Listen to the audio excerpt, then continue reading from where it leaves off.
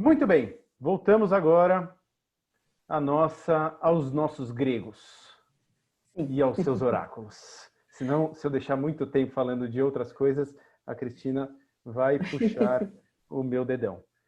Vamos lá, Cris, seja muito bem-vinda. Obrigada, Lê. Vamos ter hoje... Eu estou aí? Você está me ouvindo? Estou te ouvindo perfeitamente. Então tá. Perfeitamente.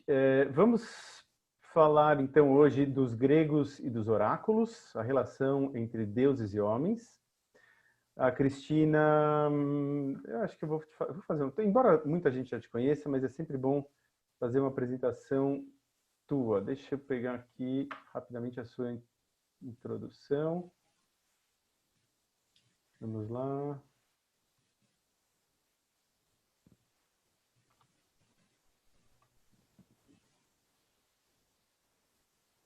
Cris, então vamos fazer, só para a gente falar da mecânica que vai ser a nossa apresentação, você vai falar e eu vou fazendo a apresentação, eu vou só passando os slides por aqui, tá? E você me fala quando você quer ou eu vou escutando e vou passando de acordo com o que a sua fala requer.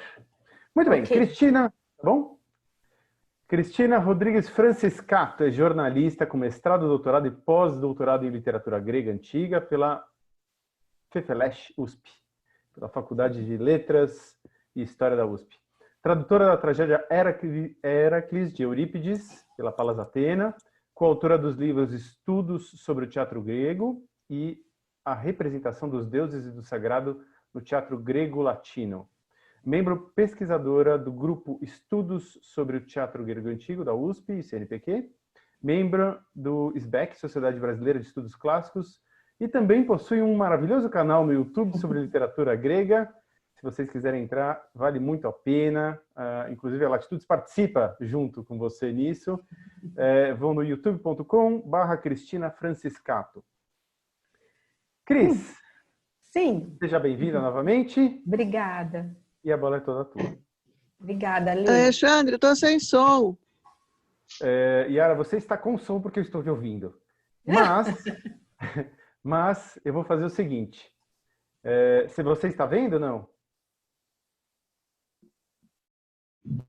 Bom, vamos fazer o seguinte. Se não, o melhor jeito sempre é saia e entre de novo, que normalmente esses programas funcionam. Cris, eu tive que fechar alguns canais aqui. Se você puder abrir de novo o seu.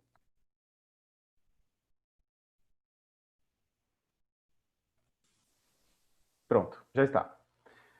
Você quer falar um pouquinho ou quer que eu já compartilhe a tela? Não, quero falar um pouquinho. Ótimo. Bom, olha, gente, boa tarde a todos. Estou feliz de estar aqui de novo. Sei que tem muita gente querida aí me ouvindo. Sejam bem-vindos todos.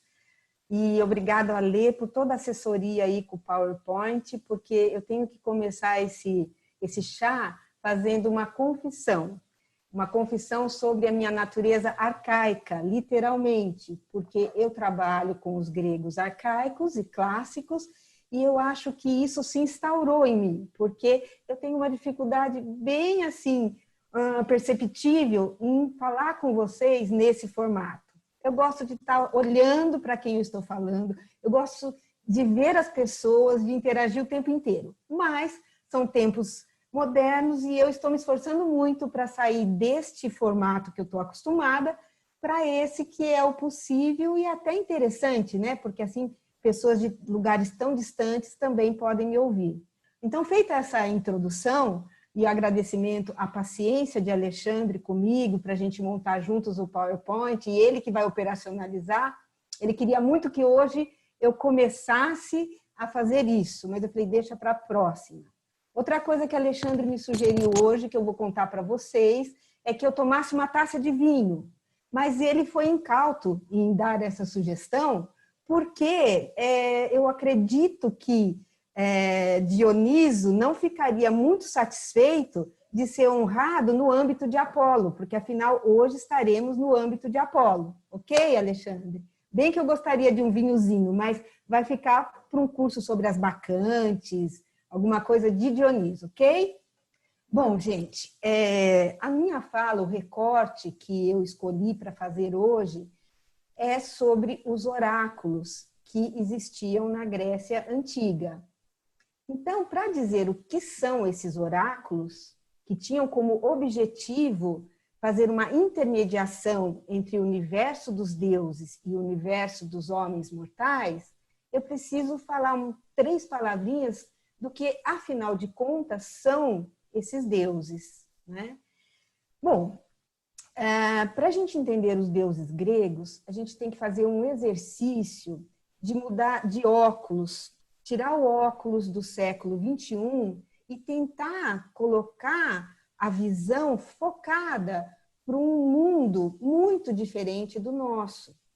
Nesse mundo, aliás, a situação do mundo está como está, porque a gente acredita que ele é totalmente passível de ser mudado por nós, que temos o controle sobre tudo, quando na verdade não temos nenhum. E os gregos antigos tinham uma visão bastante diferente. Eles se sentiam parte de um mundo que os transcendia.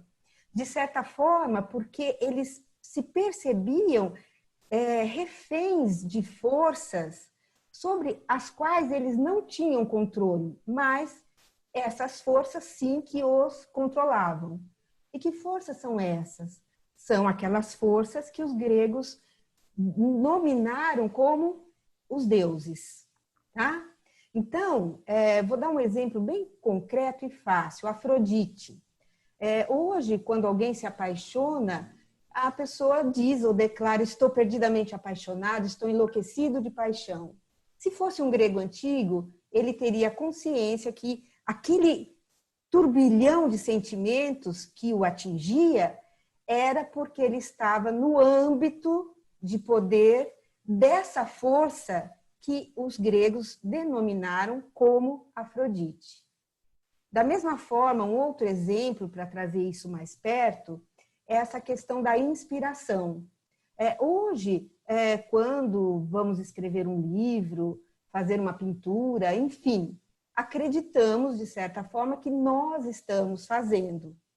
Só que, se fôssemos gregos antigos, a gente saberia o que até hoje sabemos, porque quem escreve sabe isso.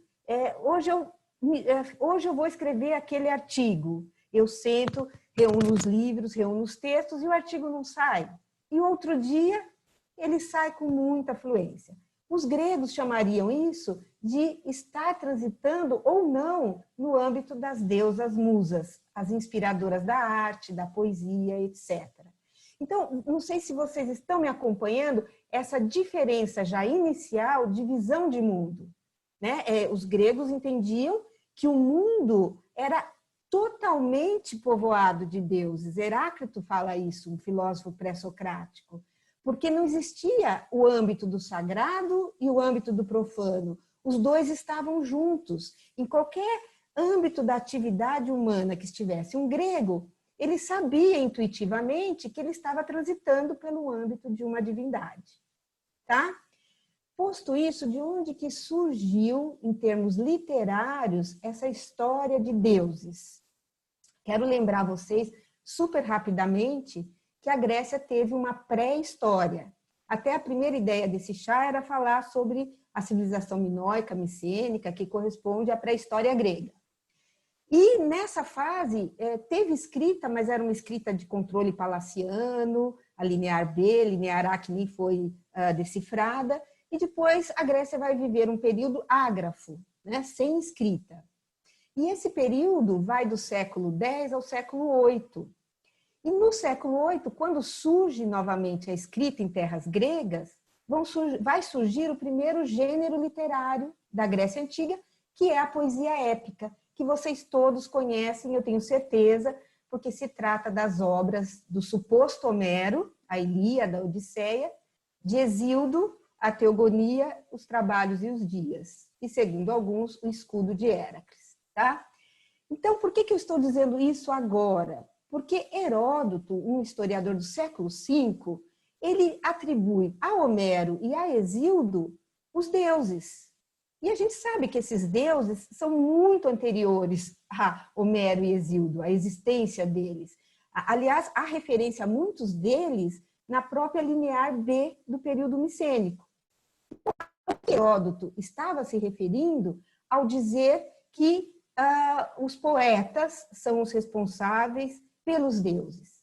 Ele está querendo dizer que no século VIII houve uma tentativa por parte dos poetas de organizar todas essas divindades que existiam no mundo grego de uma forma coerente. E essa primeira tentativa foi feita por Hesíodo numa obra chamada Teogonia.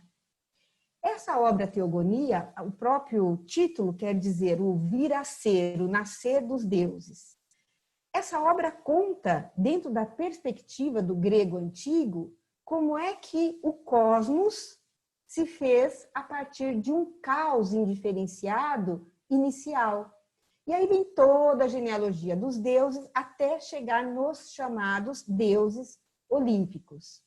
E a Teogonia mostra a luta desses deuses olímpicos com as divindades anteriores na tentativa de tornar esse cosmos organizado. E Zeus vence, né? Zeus e os olímpicos vencem essa batalha com as divindades primeiras. E aí que o cosmos que nós temos hoje, segundo os gregos, é aquele organizado por Zeus. E quando ele vence tudo que ele precisa vencer para assumir o poder no Olimpo, ele vai dividir toda a existência em áreas de poderes. E a cada uma dessas áreas, uma divindade será a responsável.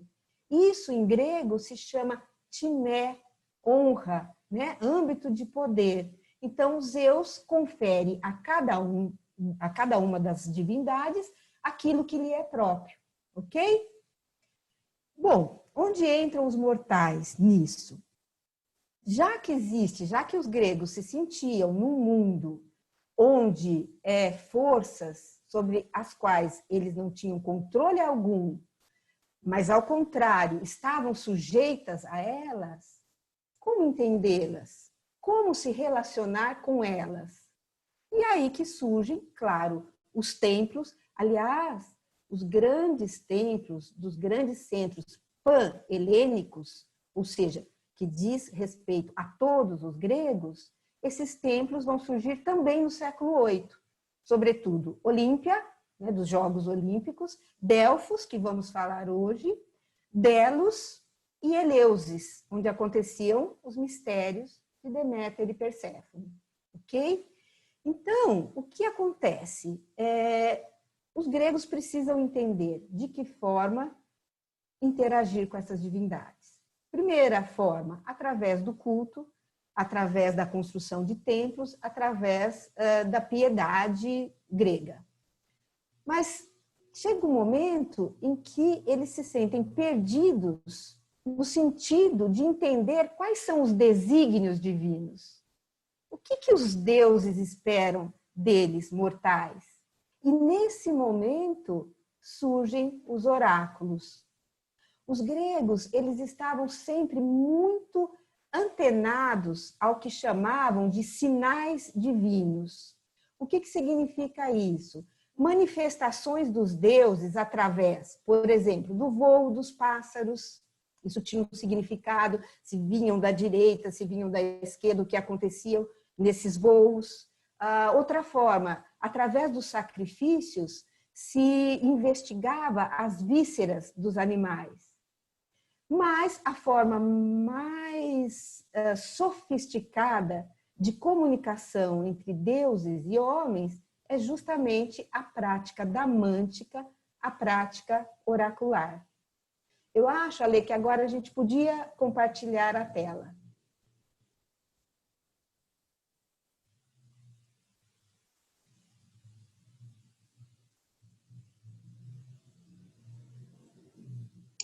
Okay. Bom, nessa imagem, vocês já estão vendo uma cena belíssima que mostra a Pítia, que eu vou falar dela, sacerdotisa de Apolo em Delfos, recebendo um oráculo, dando um oráculo. Logo, logo eu vou explicar como isso funcionava. Pode ser a próxima, Lê. Aqui um mapa da Grécia para vocês se situarem, né? Percebam que ela está do lado esquerdo do mapa, a Grécia atual, com as suas ilhas, e dividindo a Grécia da Turquia, nós temos o Mar Egeu, com esse grupo de ilhas. E não sei se vocês estão observando, Ale, mostra aqui as Cíclades embaixo, um grupinho de ilhas que formam como se fosse um círculo, daí o nome Cíclades, em torno da ilha sagrada de Delos, onde nasceu Apolo e sua irmã gêmea Ártemis, tá? Então, o mundo grego antigo era muito maior do que é atualmente a Grécia. Ele pegava toda a costa da Ásia Menor, onde hoje é a Turquia, passava aqui por Istambul, entrava no Mar Negro, tinham várias colônias no Mar Negro, e indo para o Ocidente, não mostra o mapa, mas tem todo o sul da Itália e a ilha da Sicília, que eram consideradas Magna Grécia. E também ele tinha uma colônia muito importante, Cirene, no norte da África. Ok? Próximo, Ali. Então, esse mapa é muito simpático porque ele mostra alguns santuários, não todos, mas alguns. E nós fizemos uma bolinha aqui em volta dos principais oráculos da antiguidade. Isso, Ale, obrigada. Olha, então, por exemplo, aqui na antiga costa da Ásia Menor, né, toda colonizada pelos gregos, nós tínhamos dois oráculos muito importantes, que era o oráculo de Claros e o oráculo de Didima.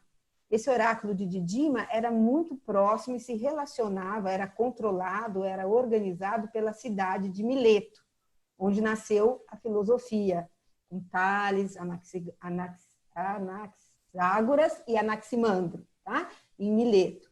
E Didima era um oráculo belíssimo. Eu já levei grupos pela Latitudes para conhecer esse oráculo. Funcionava de uma forma bem diferente de Delfos, mas que não vem ao caso hoje. Aí, vindo para a região do continente grego, nós temos aqui Oropos, que era um santuário, um oráculo, dedicado a Anfiaral. Anfiaral é um personagem que quem leu, por exemplo, a tragédia O Sete contra Tebas, de Ésquilo, conhece, porque ele era um dos chefes argivos que lutou contra Tebas e perdeu. E conta o mito, né, a tradição grega, que quando ele fugia perseguido por um inimigo e estava para ser morto, Zeus, com o raio, abriu a terra e a terra tragou não só Anfiaral, mas como o seu carro, os seus cavalos e seu cocheiro. E ele passa, nesse local, a ter um oráculo, e é na cidadezinha de Oropos. O outro oráculo, tem mais dois oráculos que não estão aí, um deles é de Trofônios e o outro de Abas, mas não aparece no mapa. E aí a gente vai para os dois oráculos que nos interessam hoje, que é o oráculo primeiro de Dodona, eu digo primeiro porque é o mais antigo, né? E segundo Delfos, que embora não seja o mais antigo, é com certeza absoluta o oráculo mais famoso de toda a antiguidade clássica. E aí no próximo, Ale... então, como nós vamos começar pelo oráculo de Dodona, por ser o mais antigo, dedicado a Zeus, então nós estamos mostrando aqui a região onde ele se encontrava funcionando, mas tem ruínas belíssimas nessa região chamada Épiro, ou Épiros. E aqui, dando um zoom assim nessa região, a gente observa coisas muito... É uma região muito, muito, muito interessante. Por quê? Temos o santuário de Dodona. Está escrito Dodone aí, porque em grego antigo é Dodone, mas trazido para o português ficou Dodona, tá? E veja bem, ele está perto de dois rios. O rio Arreron, que é o Aqueronte, que vocês conhecem, já falo dele, e o rio Cócitos. E entre esses dois rios, nós vamos ver um outro oráculo, que eu vou falar brevemente sobre ele, que é o Necromanteion. Necros, morto, né? Então, mortos. Então, é um oráculo dedicado aos mortos. Então, vejam que essa região é uma região muito significativa em termos de oráculo, porque vamos ter o oráculo mais antigo da Grécia, em Dodona, dedicado a Zeus, do qual eu vou começar a falar daqui a pouquinho, e vamos ter esse oráculo dedicado aos mortos, que fica justamente no local entre dois rios, que quem está habituado com a literatura grega sabe que são dois rios considerados infernais, no sentido de levar ao mundo ínfero. Sobretudo, ou seja, ao mundo de Hades, sobretudo o Aqueronte, que aí está escrito Arreron, né, no grego moderno. O Aqueronte, ele é aquele rio onde tinha o Alexandre, nós escolhemos uma figura bonita, daqui a pouco vai passar, do barqueiro Caronte, mas é onde ficava aquele barqueiro que conduzia, segundo o mito, a alma dos mortos para o mundo ínfero, para o mundo de Hades. Ok? Pode ser a outra, Lê.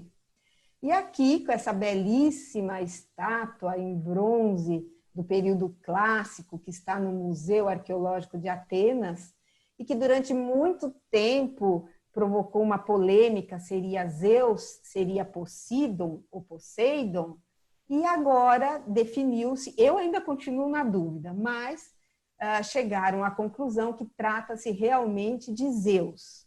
E lá, volta um pouquinho, obrigada, e lá no Museu Arqueológico de Atenas, perto dessa estátua, quem foi comigo eu mostrei, tem uma estátua pequenininha de Zeus arremessando o seu raio, que é muito semelhante na postura a esse belíssimo bronze. Por que seria Poseidon? Porque nessa versão de quem defende a ideia de que trata-se do deus dos mares, ele não estaria segurando o tridente, ou o raio, mas sim o tridente, ok? Então é sobre Zeus que nós vamos falar nesse oráculo de Dodona. Próxima, Lê, por favor.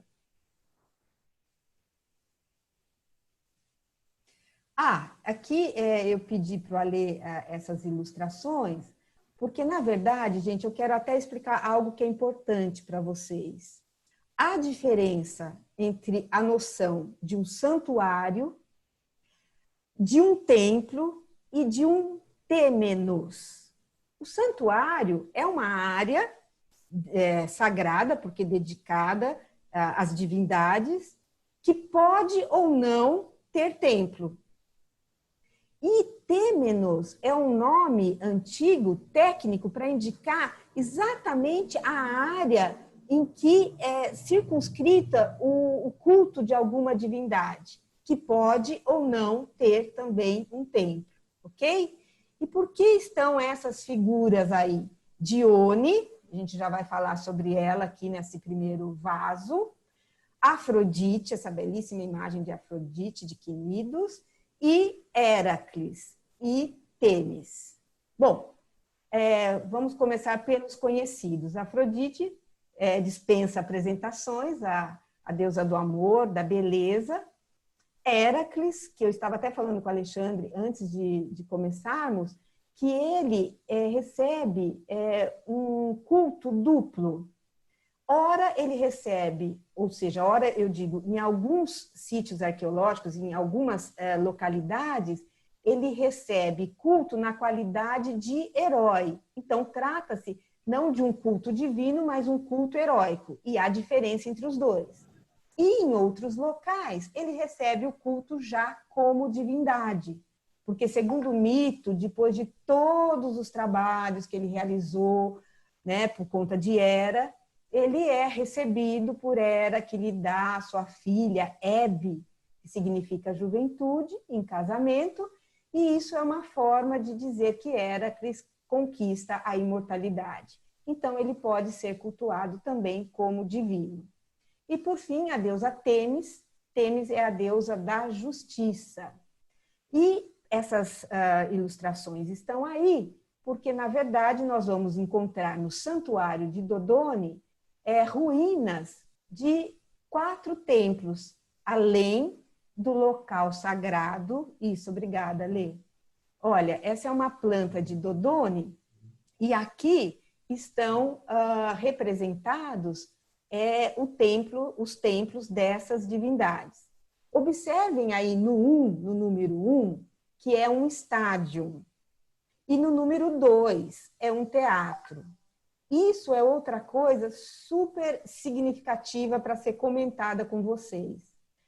No conceito grego de santuário, faz parte dele também, quase sempre, não sempre, a existência de um teatro e a existência de um estádio. É assim em Olímpia, bom, só podia ser, é assim em Delfos, é assim em Dodona, por exemplo. Por quê? Porque para os gregos tudo estava interligado. O teatro é sempre uma forma de cultuar as musas e Apolo.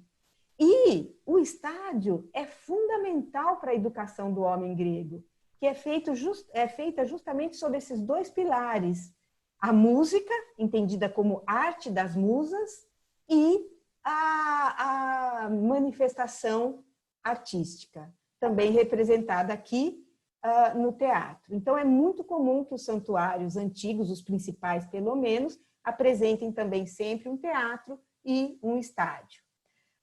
Tem esse número 3 aí, que é um buletério, que seria onde funcionava toda a administração dessa área.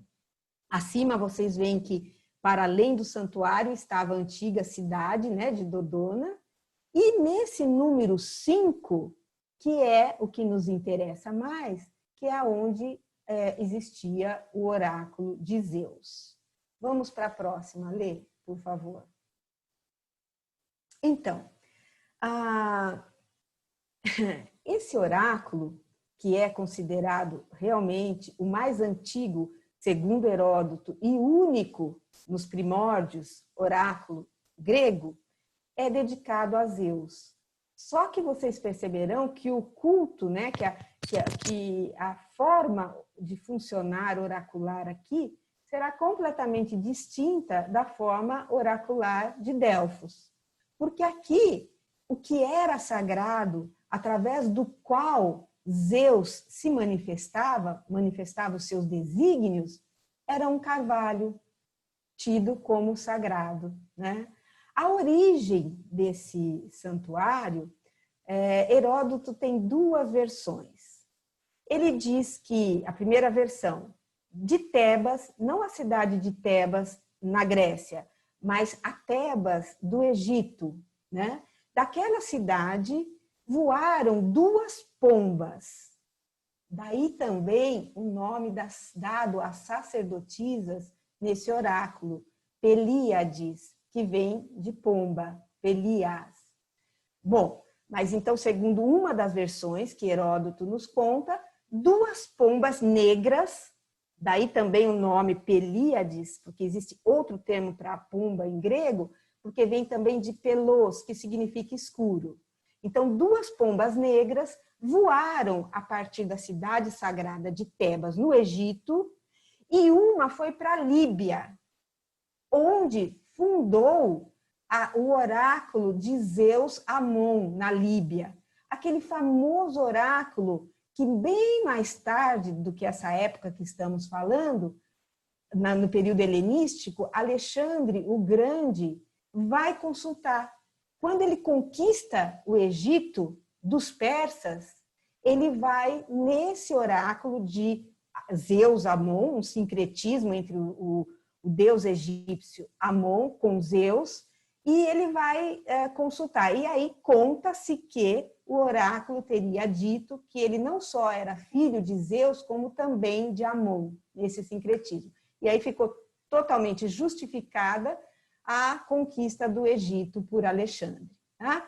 Então, primeira versão de Heródoto, 2 pombas. Uma foi para a Líbia, a outra veio aqui para Dodona, e ela teria sentado nesse carvalho e pedido que os dodonenses criassem ali um espaço sagrado em volta dele, porque Zeus iria, a partir de então, se manifestar através do barulho das folhas causado pelo vento e também das aves que ali estavam, pombas também, aí teria que ter as sacerdotisas para decifrar o que Zeus estaria falando através desses sinais, pelo movimento das folhas, o cantar dos pássaros, enfim, tudo que envolvesse esse carvalho. Eu quero fazer um parênteses aqui. Alê, você me avisa se eu estiver demorando muito, tá? Eu quero fazer um parênteses aqui, que é o seguinte. Por que um carvalho, né? E por que justamente o oráculo mais antigo da Grécia está associado a uma árvore? Isso, gente, provavelmente, com muita chances de certeza, vem de um culto dedicado às árvores que remonta àquela pré-história grega que eu falei no começo, associado à civilização minoica em Creta e micênica no continente. Tá? Era comum nessa época, de que época que eu estou falando? Eu estou falando da Idade do Bronze, que pega de mais ou menos 2300 a 1100 antes de Cristo. E nesse período, como que as divindades, existia uma divindade feminina, prioritariamente, e seu culto era feito através de árvores, no alto de montanhas ou em cavernas. Não existiam os templos tais como os conhecemos. Isso é do período arcaico, é de século VIII, que começam as construções desses templos que hoje nós conhecemos as ruínas, ok? Então, seria uma referência ou seria uma subsistência desse tipo de culto a árvores que existiu muito na época pré-histórica grega, mas que já havia praticamente desaparecido na época histórica, ok? E Pausanias conta que antes, ali volta só um pouquinho, essa ilustração, vejam, é do século IV a.C., e é a primeira construção que vai existir no local, porque até então todo o culto de Zeus, Dodônio, era feito em torno da árvore sagrada, em torno do carvalho. E Pausanias nos conta que existia em torno dessa árvore trípodes, delimitando aquilo que eu falei anteriormente, que é o têmenos, a área especificamente sagrada. No século IV foi construído o primeiro templozinho, mas vejam que modesto, né? Dentro desse têmenos, e ele foi murado, não mais cercado por trípodes, mas murado. Trípode, o que é trípode? Trípode é um recipiente de bronze redondo que tem 3 pés, trípodes, 3 pés, ok? Daí, mais o outro, Alexandre, por favor. Então, aí vocês já veem a última construção do santuário, a mais elaborada delas, mesmo assim é singela, perto das outras que temos em mente, né? Se pensarmos no Partenon, por exemplo. O templo já tem uma colunata, já existe um propileus, as portas de entrada ao recinto sagrado, e o carvalho continua lá. Próxima, Lê. Sim. Bom, eu queria antes, essa é uma visão do teatro, lindo teatro, né? As ruínas do teatro de Dodona, onde ainda hoje, no verão, acontecem representações de tragédias, comédias, às vezes eventos musicais. É muito lindo esse lugar. E quem já viajou comigo, por exemplo, na última viagem nossa, em 2019, nossa, nós tivemos a alegria de assistir um Édipo Rei em Epidauro e assistir às troianas no antigo teatro de Pafos, imagina, na ilha de Chipre. Ok? Então, esse também funciona da mesma forma com apresentações. Bom, próxima, Lê. Aqui também uma outra representação do local. Esse, coitado, é o carvalho, acho que no inverno, no alto inverno, porque ele está totalmente sem folhas. Outra, Lê. Uma visão, né, uma visão do sítio arqueológico, mostrando onde era o Boleterium, outra tomada com teatro ao fundo. Próxima. E voltamos aqui. Antes, Alê, de passar para o Aqueronte, né, para o Necromateion, eu queria dizer uma coisa. A primeira versão eu falei, não falei a segunda. Eu falei que a primeira versão de Homero, de Heródoto, seriam as duas pombas que voaram de Tebas. Uma para Líbia e a outra para Dodona. A outra versão do próprio Homero, essa ele diz que ele ouviu no Egito. Ele ouviu de sacerdotes egípcios. Aí ele, em visita ao próprio santuário de Dodona, ele teria ouvido das sacerdotisas locais outra versão, que, na verdade, os fenícios raptaram duas sacerdotisas de Zeus de Tebas, no Egito, e que uma foi vendida na Líbia e a outra foi vendida para os helenos. E aí ambas, né, dando continuidade à tradição de sacerdotisas de Zeus, fundaram na Líbia e aqui em Dodone os respectivos oráculos. Isso que eu queria contar, tá bom? Podemos agora continuar a ler? Bom, voltamos aqui, porque assim, depois o Alexandre vai passar para a gente a nossa ideia da próxima viagem para setembro do ano que vem, se os deuses todos forem favoráveis, né? E aí, uma região que a gente vai visitar e que é muito bacana é essa região aqui do Necromanteion, que é esse oráculo aos mortos, e que, segundo a Odisseia, provavelmente foi aí que Odisseu teria feito lá as suas libações aos mortos e conseguido fazer subir a alma de alguns heróis já mortos, mas, sobretudo, quem ele queria consultar sobre como chegar, como voltar a Ítaca, o grande adivinho da antiguidade, morto já nessa época, que era Tiresias. E aí, como existe aí o Aqueronte, que é o rio onde Caronte transportava a alma dos mortos, a gente pretende achar um barqueiro, né, Alê, para fazer um passeio e ver se a gente chega até assim a vizinhança do Hades, mas não muito perto, claro, com todo o devido cuidado, né? Próximo, Alê. Só estou buscando a moeda certa para ver se ele aceita o pagamento, tá? Ah, sim, não. Isso daí a Latitudes vai oferecer. Um tetradracma, tá? Para a gente levar. E essa é uma pintura belíssima mostrando o Caronte com as almas. Próximo, Alê. E aqui é surpreendente, eu já estive lá, nunca levei grupo, mas já estive com meu marido há muitos anos atrás, muitos. E o rio é totalmente transparente, é verdinho, não coloca nenhum medo, aí outra visão dele. Mas foi emocionante andar por ele, foi arquetípico, eu diria. Próxima, Lê. E aqui as construções, claro que não são construções, são ruínas, porque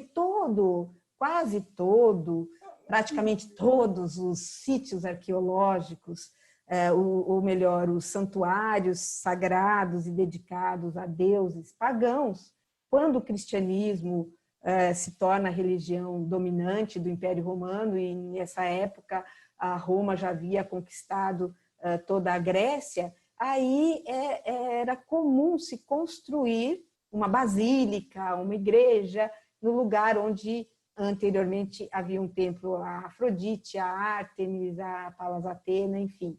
Essa essa sobreposição de cultos cristãos em locais onde haviam cultos pagãos. Pode passar, Lê, por favor.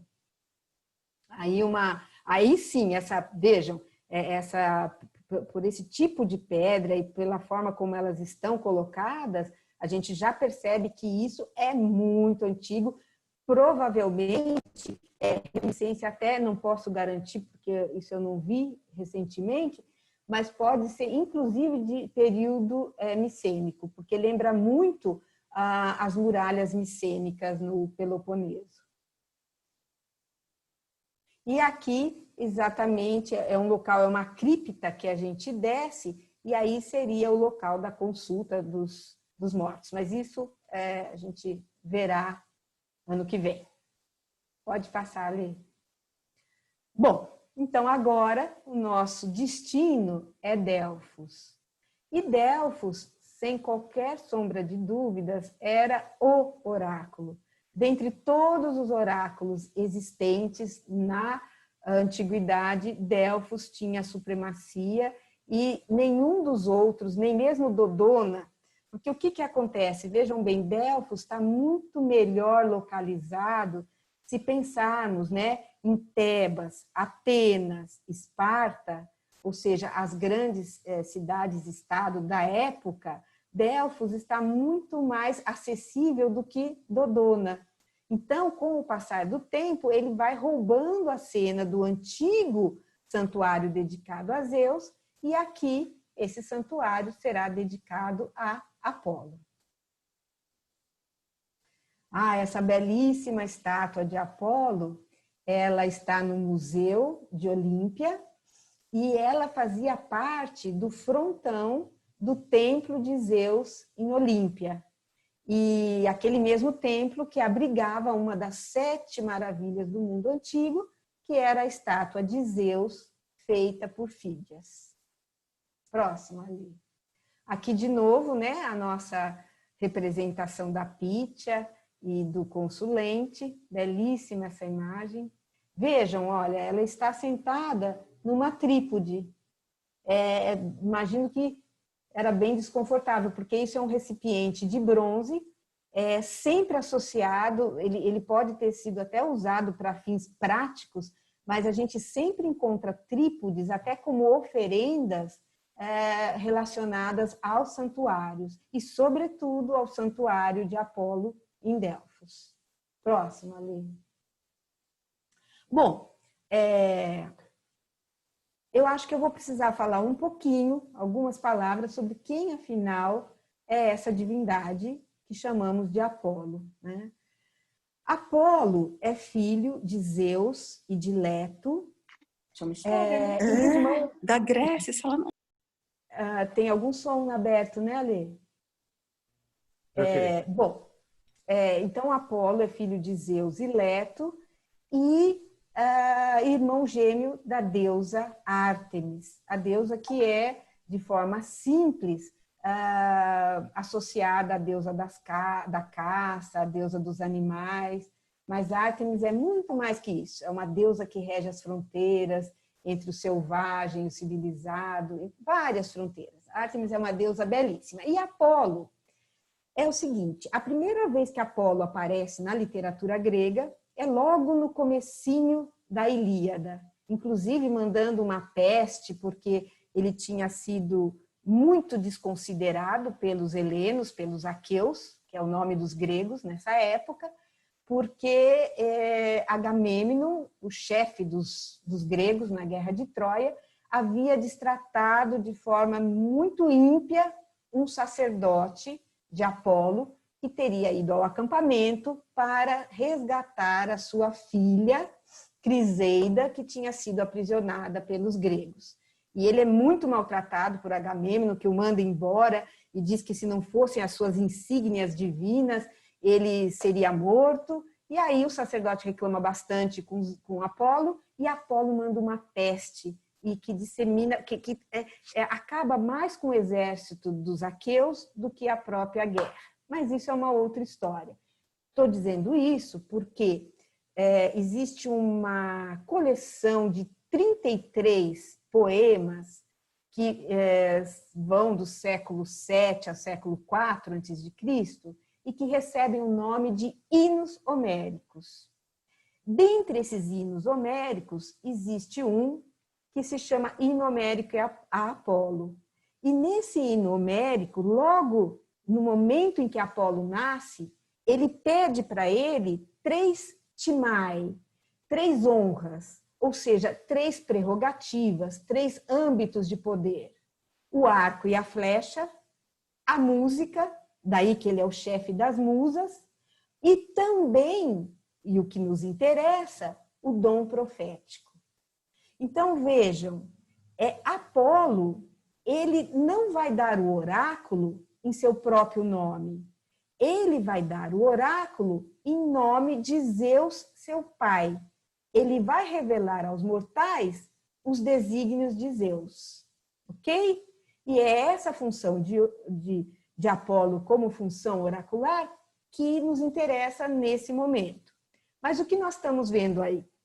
Nós estamos vendo uma imagem que geralmente é associada com o oráculo de Apolo em Delfos, e não é. Quem foi comigo sabe disso. Ela, às vezes, em folhetos na própria Grécia, fazendo propaganda de Delfos, colocam esse tolos. Tolos é o nome técnico de uma construção, geralmente templo, redonda. E esse gracioso tolos não está sequer, está em Delfos, mas não está sequer no santuário de Apolo. O que nós temos em Delfos? Na verdade, 2 santuários. Um dedicado a Apolo, onde estará o oráculo, e o outro e primeiro, esse santuário. Volta a ler, por favor. Que aqui já é o de Apolo. Esse santuário, aqui são as ruínas do santuário de Atena Pronaia. Essa palavra pronaia significa antes da naus. Essa naus é a nave do templo principal da região, que é o oráculo de Apolo no santuário do deus. E por que chama antes do oráculo? Porque para quem vinha de Atenas para consultar o oráculo, passava antes, no caminho, pelo santuário da deusa Atena. Próxima, Lê.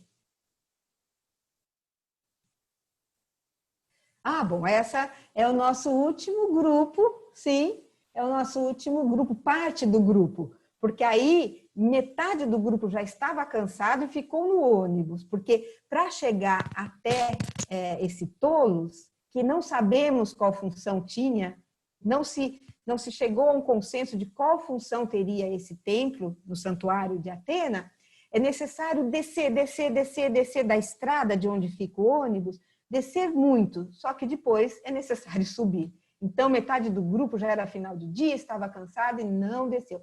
Não metade, uma partezinha. Próxima, Lê. Olha, gente, e aqui é uma maquete de como era o santuário de Apolo. Aqui eu preciso fazer uma observação. No local, isso, pode ficar nessa imagem, Lê. No local, na região, porque onde está esse santuário? No Monte Parnaso.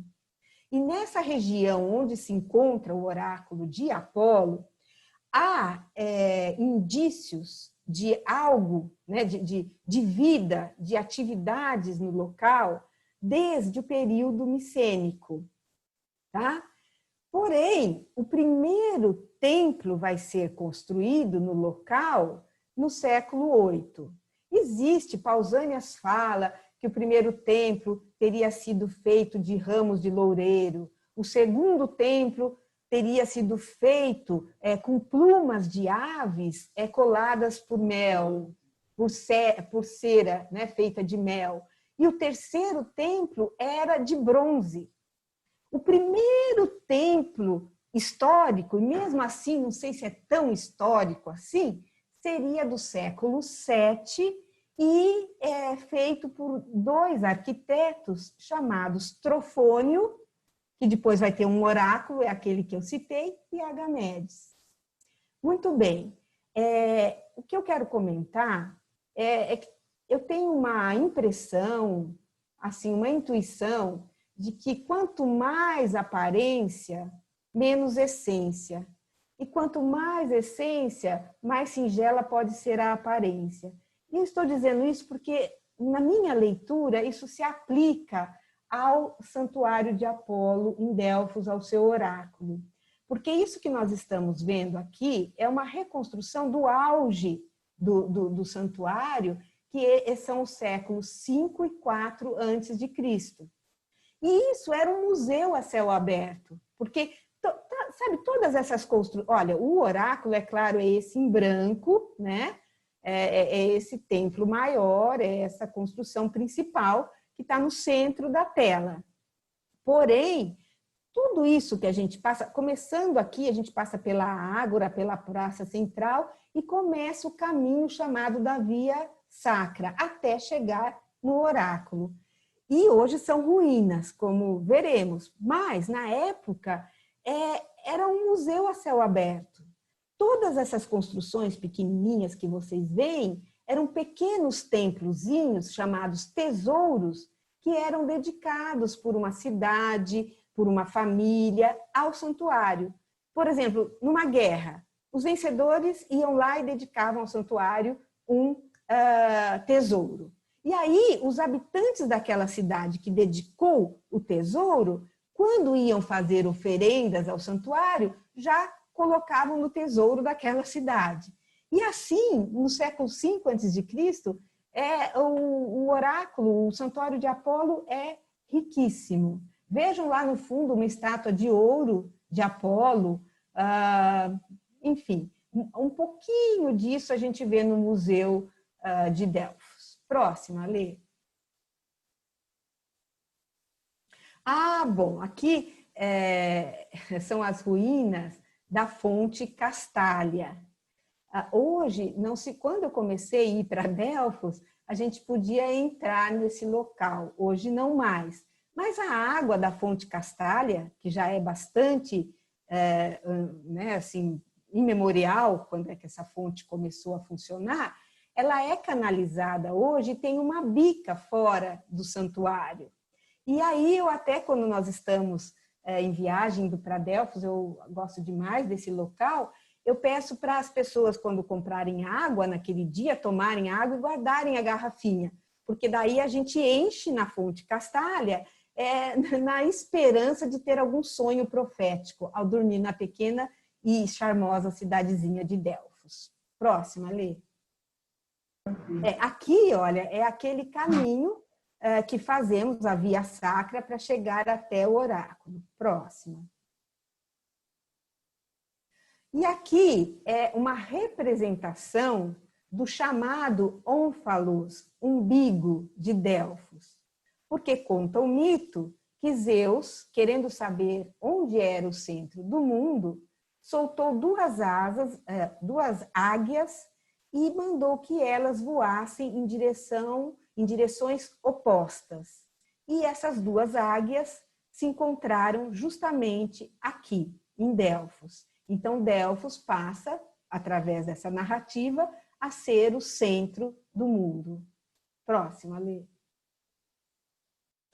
E aqui é o caminho, nós estamos olhando, né, de cima, mas continuando aquele caminho, é o caminho que nos leva até o oráculo. E o importante notar aqui é aquele templozinho, ali, você mostra aí a construção? Isso, exatamente.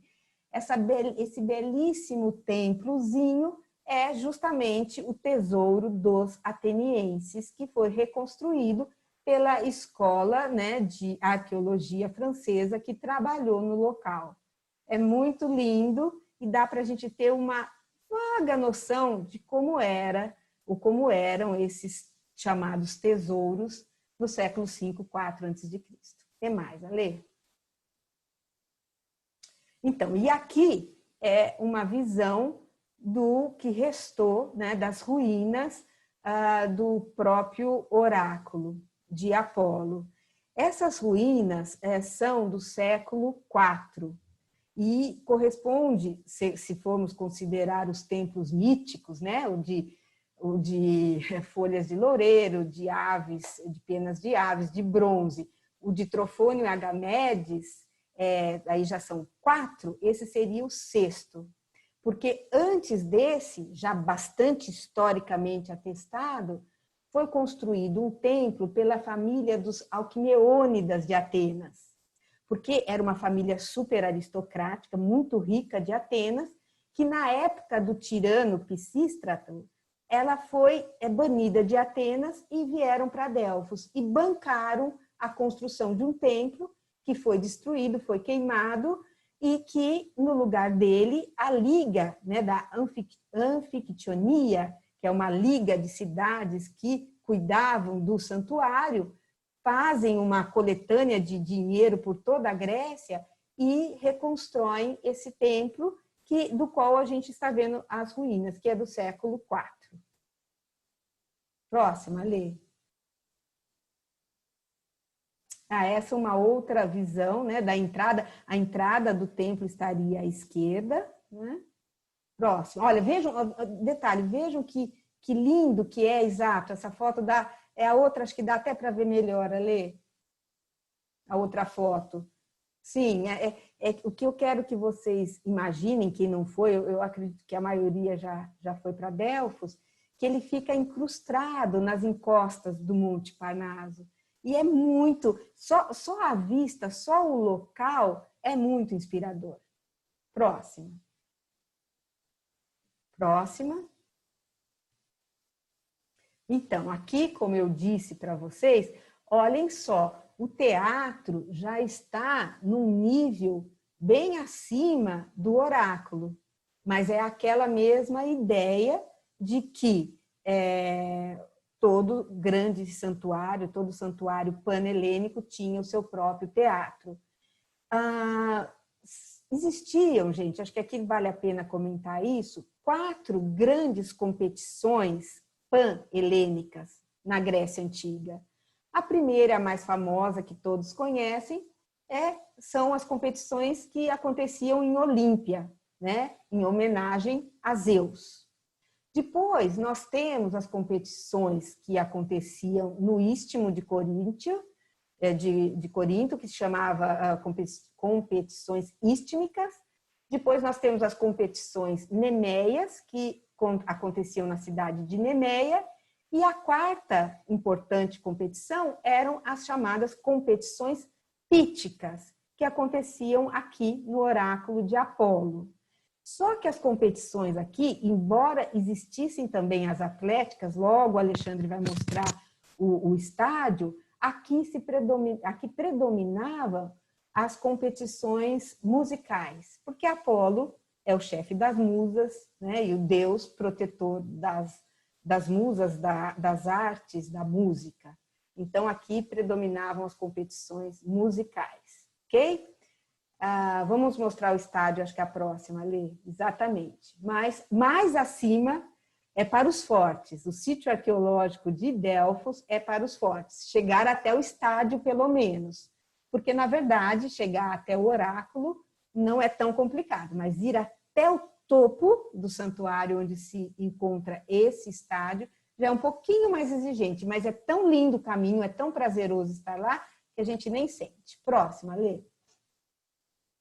E terminamos com a ideia da Pítia. Então, eu vou contar agora como é que funcionava um pouco a consulta nesse oráculo. Bom, primeiro, conta-se, Plutarco nos conta que na antiguidade mais tardia, século 8, 7, 6, período arcaico, as consultas eram feitas uma única vez no ano, no suposto dia de nascimento de Apolo, no dia 7 do mês Bísios. Bom, depois, com o passar do tempo, elas eram feitas, elas ocorriam nos dias 7 de cada mês. E dizem alguns que essas consultas eram interrompidas durante os 3 meses de inverno, porque Apolo se retirava de Delfos e ia para o país dos hiperbóreos. Quem era a Pítia? É interessante porque se pegarmos a título de comparação os mistérios de Eleusis, que aconteciam justamente em Eleusis, não só os sacerdotes que estavam envolvidos com esses mistérios, mas as sacerdotisas, que eram as principais, eram das melhores famílias da cidade de Eleusis.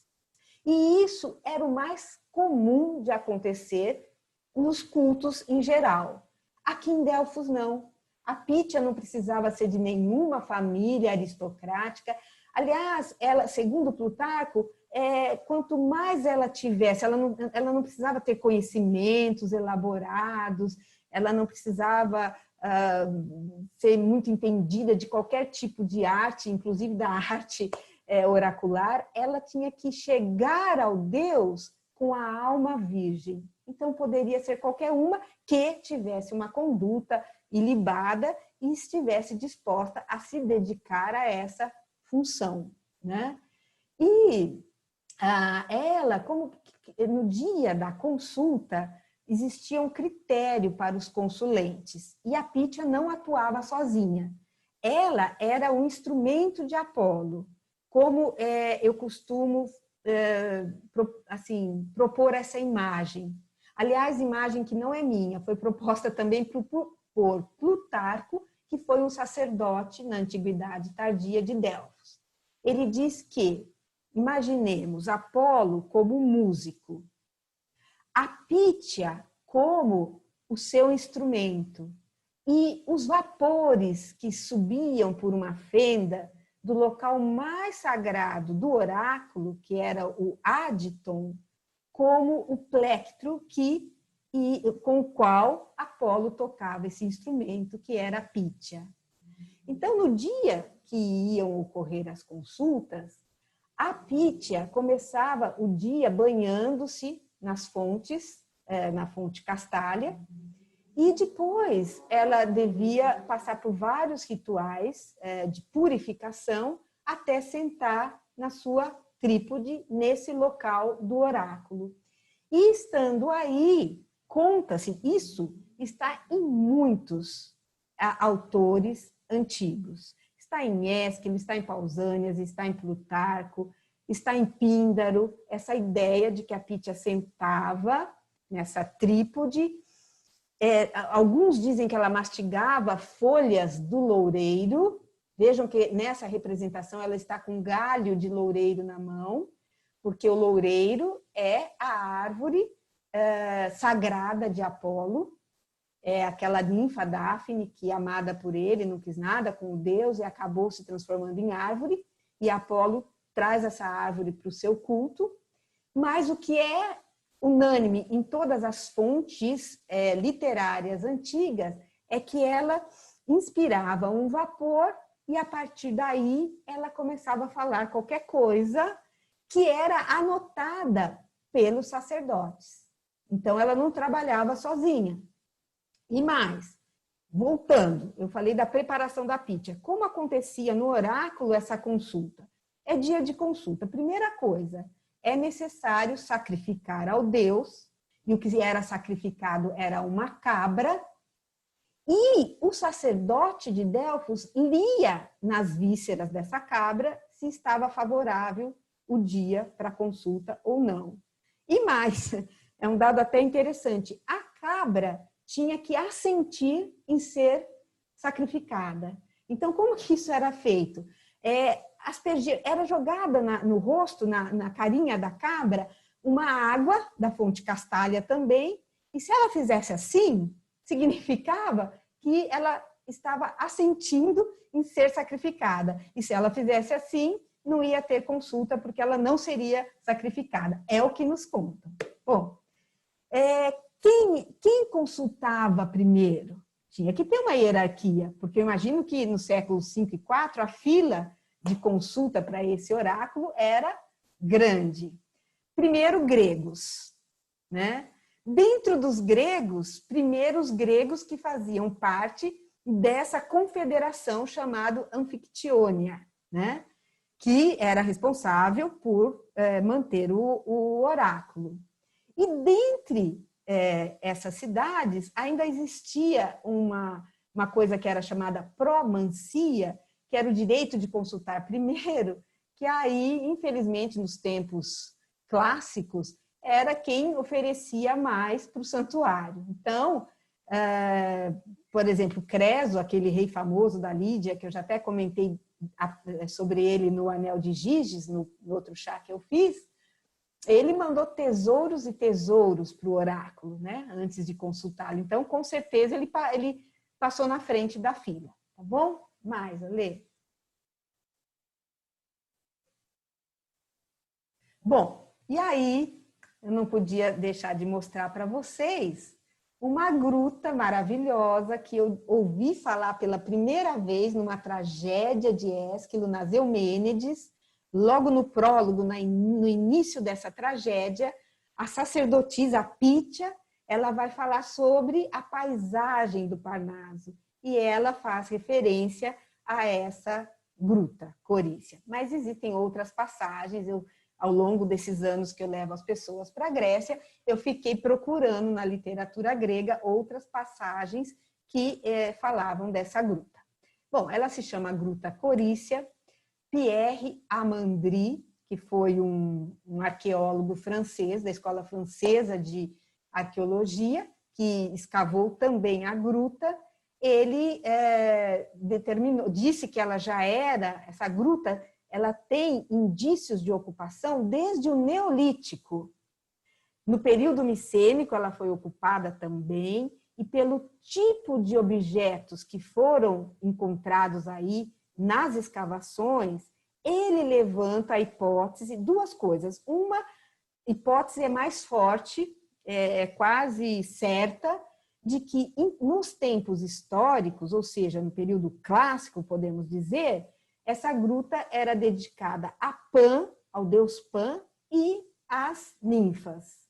Mas outros indícios já não tão evidentes assim, ou não tão determinantes, fez com que Pierre Amandry sugerisse que as primeiras atividades oraculares no Parnaso teriam ocorrido dentro dessa gruta. De qualquer forma, ela é uma espécie de apêndice ao santuário de Delfos. Bom, eu, assim, sou suspeita, né? Tô vendo Polato, tô vendo Angélica, tô vendo... Essa foto é da nossa última viagem. Como que se faz esse passeio? Eu adoro, né? Mas eu sou um pouco suspeita. Quem foi comigo sabe. A gente sobe, faz um passeio de 1 hora de caminhada, Parnaso acima. A gente passa por Ararrova, que é uma cidadezinha para contornar o Parnaso. E aí a gente sobe por um caminho super, eu acho bucólico, inspirador. A gente leva castanhas, né? E leva vinho. Por quê? Aí vocês podem me dizer, mas você não falou que aí não é o âmbito de Dionísio, então você nem podia tomar vinho nessa palestra? Eu digo, lembram aqueles 3 meses que Apolo vai para o país dos hiperbóreos?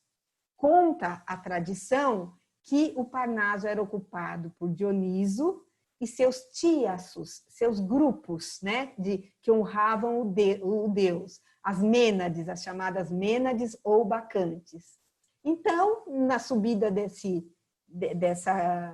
passeio, às vezes, conforme o dia, a gente para em algum local para comer castanhas e honrar Dioniso também, né, através de uma taça de vinho. Eu conto a tragédia As Bacantes de Eurípides. E, às vezes, eu conto isso dentro da gruta. Depende. Próxima, Lê. Aí, olha, eu falei para o Alexandre, não coloca essa foto, porque eu estou justamente segurando o licor de Dioniso, que é a garrafa de vinho que nós iríamos tomar lá dentro. Foi até uma certa, não sei, mas foi bom, gente. Ai, que turma querida. Nossa, olhando essa turma, sinto saudade. É isso, é muito... Eu sou suspeita, todo mundo sabe, mas é muito linda essa gruta. E aqui nós estamos vendo a entrada, que faz parte do nosso programa também, a entrada do Museuzinho de Delfos, que, embora seja pequeno, tem peças lindíssimas e valiosas, como a sua masterpiece, que é o auriga de Delfos. E essa peça, esse auriga, pela sua perfeição e também por ser feito de bronze, ele é muito comparado àquele Zeus que a gente mostrou e que está no Museu Arqueológico de Atenas. Próxima, Lê, porque eu estou vendo que eu estou estourando o tempo. Bom, tem essa quíliques, que é o nome técnico dessa espécie de taça, que era usada para tomar vinho. Só que nela está representado Apolo fazendo uma libação com a sua lira e tem, frente a ele, a figura de um corvo. E aqui tem uma historinha interessante. Será que dá tempo? Dá tempo de contar, Lê, assim, mínima? Tá. Vamos ver. Porque contam, né, que antes os corvos eram brancos.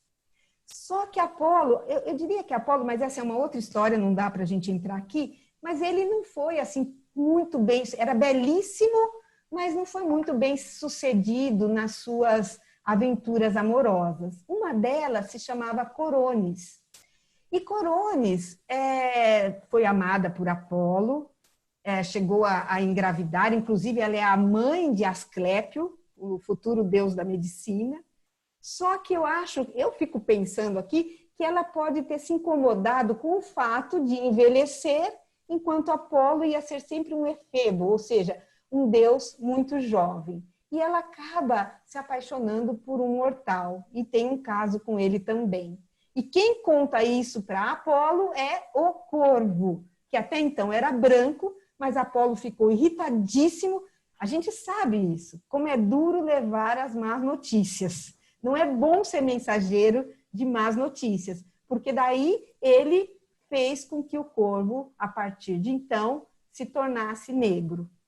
E foi essa historinha, e essa quíliques, ela é pequena, mas ela é um primor. Eu tenho algumas cópias dela, em alguns formatos diferentes. Ela é muito linda. Próxima. Bom, e aqui é sobre a viagem, né? O nosso estudo de uma futura viagem para setembro, né, Alexandre? Setembro Isso, do ano que vem, isso. né?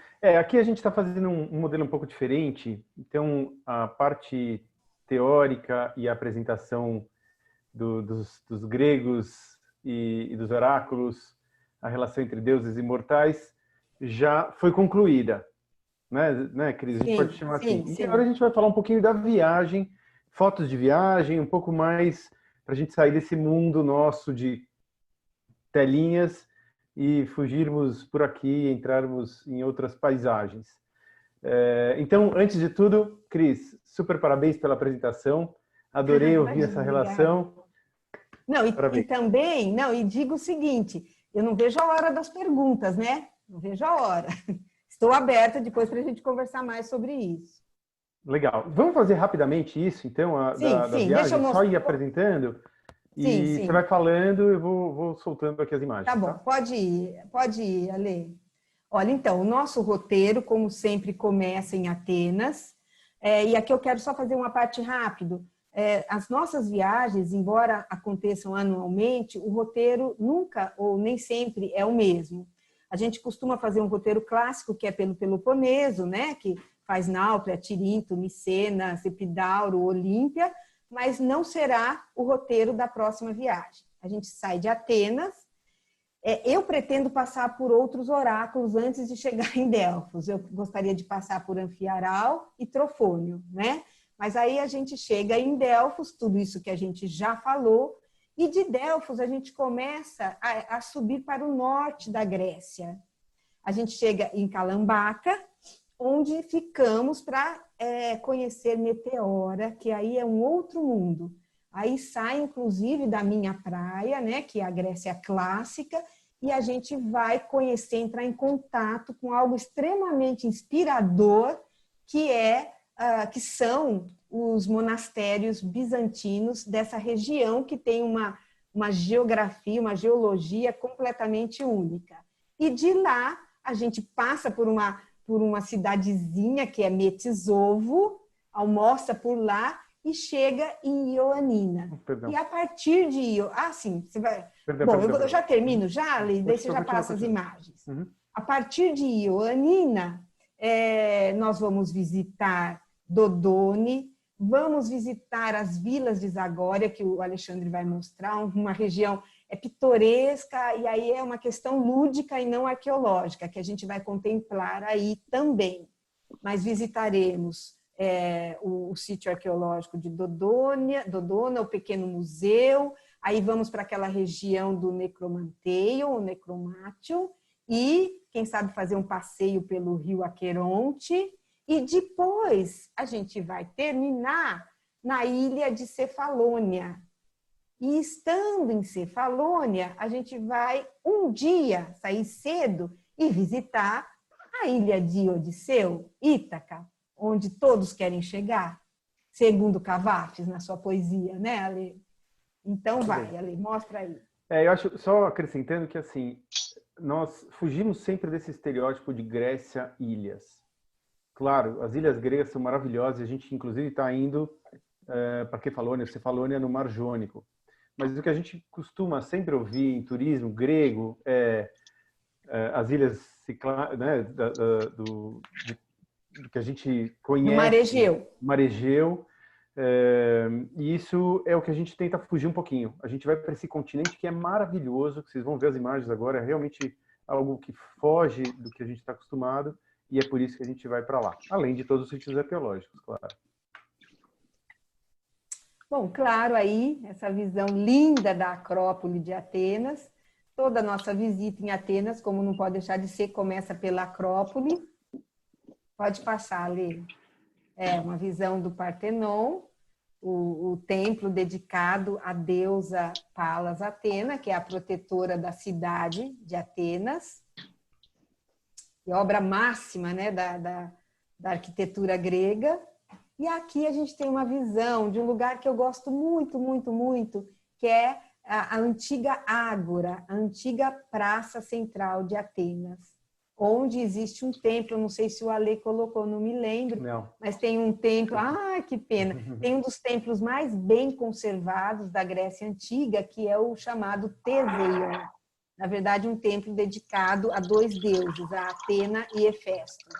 É muito bom a gente passear por aí, porque sai da cidade de Atenas, que é muito movimentada, que é muito, até cosmopolita, posso dizer, e entra numa outra atmosfera.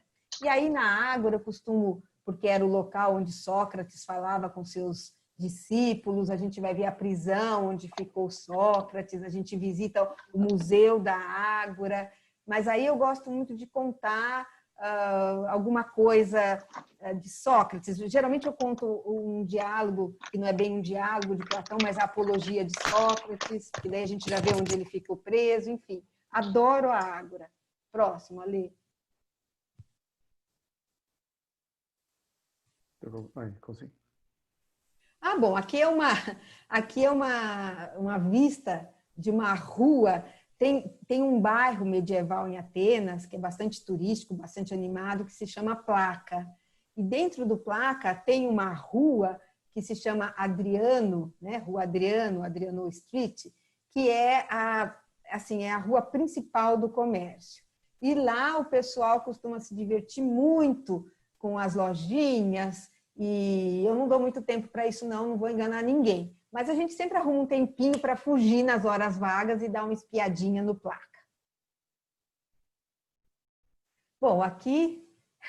Bom, gente, olha, eu estou achando, Ale, que isso daqui não é a terraço do nosso hotel, não? Grã-Bretanha. Do Grã-Bretanha, mas eu jantei com um grupo aí, foi muito legal, porque a gente janta olhando para a Acrópole, né? Muito bonita, Acrópole iluminada. Aqui uma vista da entrada do Museu Arqueológico Nacional. Nossa, é tão rico, dá vontade de passar uma semana só aí, sala por sala. Aqui o próprio Zeus, né? Já saímos de Atenas. Já. Não deu. Em Atenas também a gente visita o novo Museu da Acrópole, que é maravilhoso, a gente almoça lá, inclusive. Tem muita coisa em Atenas que a gente faz. E aqui Delfos, de novo, que já falamos a exaustão, pode passar. Sim, a cidadezinha é uma gracinha.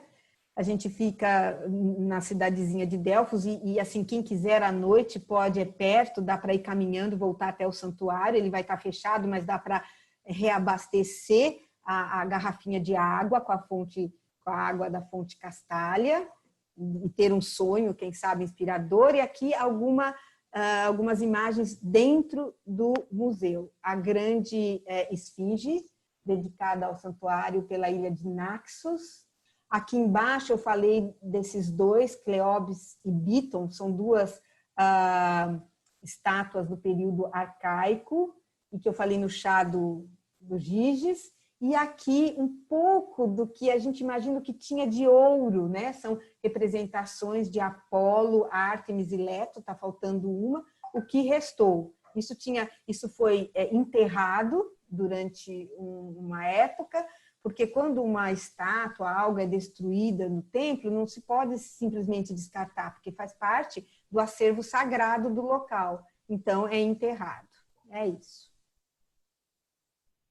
E aí, uma vista muito fofa de uma cidadezinha, que a gente passeia também, muitas vezes almoçamos aí ou tomamos chá da tarde, que é a cidade de Ararhova, também no Parnaso. Essa cidade, se a gente for assim, tipo em dezembro, na época do inverno, ela é o maior agito, porque ela é a cidade a partir da qual as pessoas saem para fazer esqui no Monte Parnaso. Mas ela é muito graciosa. Próxima, ali. Bom, a culinária grega, não sei quem falou que precisa emagrecer um pouco antes de ir para o Líbano, aqui com certeza também, porque a gente volta com alguns quilinhos muito bem adquiridos. Pelo menos é culinária mediterrânea, tanto aqui quanto no Líbano. Não, maravilhosa. Maravilhoso mesmo. Os azeites, os vinhos, tudo dos deuses.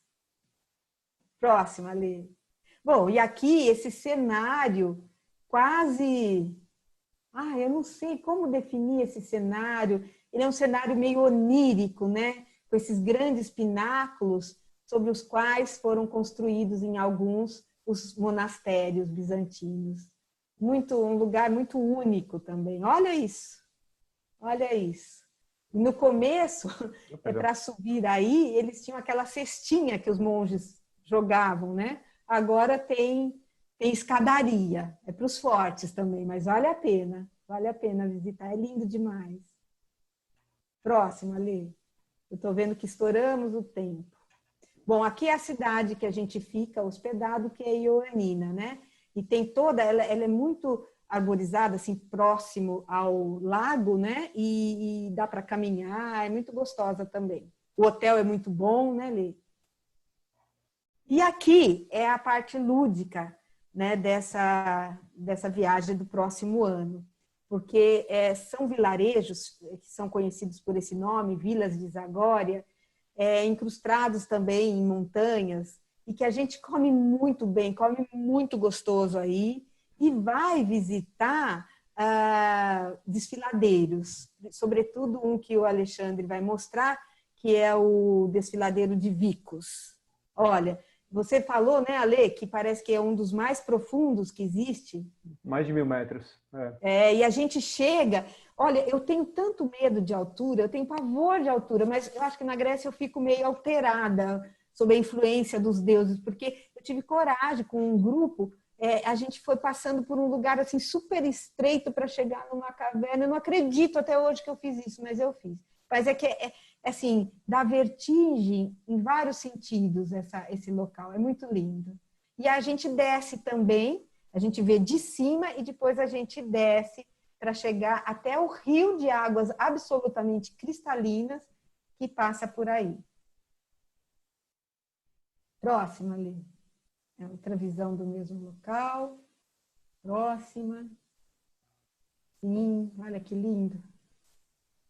E agora a ilha de Cefalônia com essa cor de água tão desagradável, né? Olha, os barquinhos parecem que estão flutuando.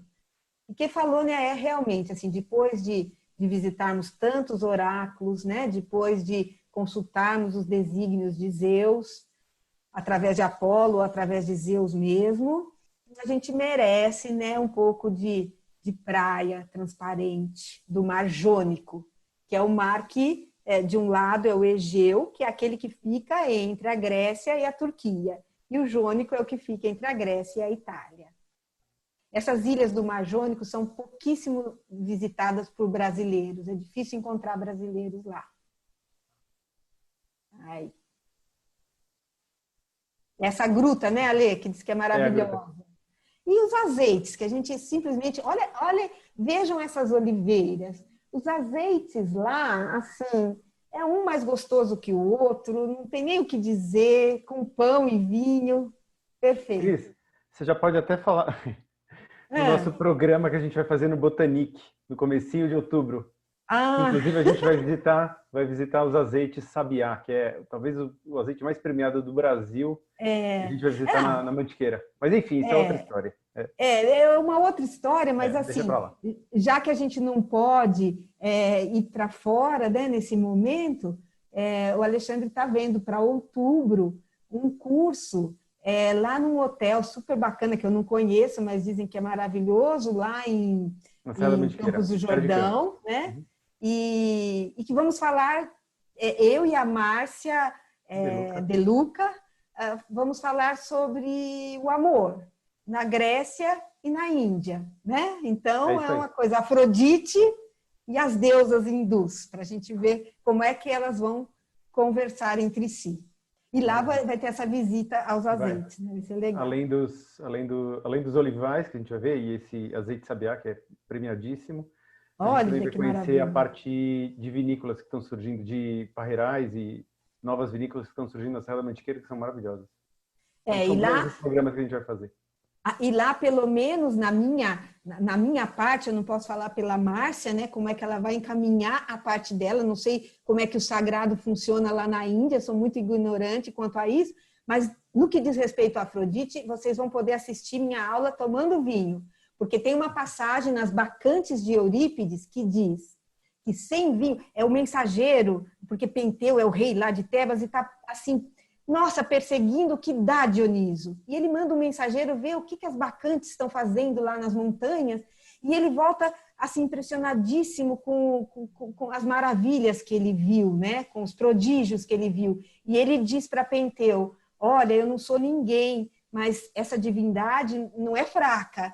Eu, se fosse o rei de Tebas, eu acolheria essa divindade. Por quê? Afinal de contas, ele é o deus do vinho, e sem vinho não há cipres, e nem aos mortais qualquer alegria. Cipres é um epíteto da deusa Afrodite. Então, Dionísio e Afrodite, assim, muito próximos. Pronto, divaguei. Ítaca. E Ítaca, né? Ítaca é a ilha onde, segundo Homero, o suposto Homero, nasceu, viveu Odisseu, de onde ele saiu para a guerra de Troia, de onde, após 10 anos de guerra, ele demorou mais 10 anos com todas as aventuras contadas na Odisseia. Eu fiz uma série sobre a Odisseia lá no meu canal do YouTube, quem quiser dar uma olhada.